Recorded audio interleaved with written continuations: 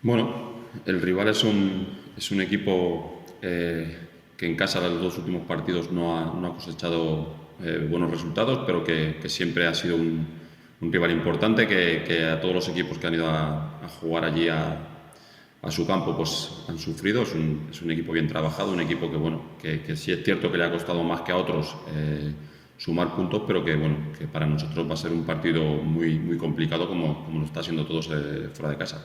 No creo que los partidos se planteen como finales, sino como oportunidades de poder darle la vuelta, sobre todo a estos dos últimos resultados negativos que hemos tenido, en el que yo creo que debíamos haber merecido más. Bueno, pues seguramente que sí, ¿no? Si analizamos los partidos que no hemos conseguido sumar, se nos hace difícil entender que haya sido así, pero bueno, el fútbol también seguramente cuando lo hemos hecho en la primera vuelta, pues también esa balanza en la que a veces estás cerca de empatar, bueno, pues ha ido a nuestro favor y hemos ganado. Al final, cuando acabe la temporada, el Unión Popular de Langreo estará en el sitio que merece. No es un tema de ansiedad, es un tema al final de ganas de ganar. Esta plantilla está confeccionada con el ánimo de pelear todos los partidos y poder ganarlos. Y lo cierto es que se nos está atravesando la victoria, pero bueno, yo creo que la única manera de poder volver a ganar es por lo menos tener la intensidad que estamos teniendo en los últimos partidos. Creo que el equipo está bien, que está jugando bastante bien y que bueno, los resultados no se han dado, pero seguramente si lo hacemos peor tendremos menos opciones para ganar.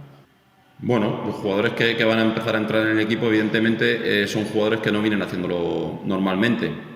Adrián va cogiendo la forma. Álvaro lo empezaremos a tener ya también con nosotros, con lo cual, bueno, son jugadores que tienen que aportar. Sí es cierto que hemos pasado una etapa complicada con lesiones en las que seguramente el equipo pues lo ha notado un poco, lo ha acusado, pero bueno, igualmente el equipo ha estado bien.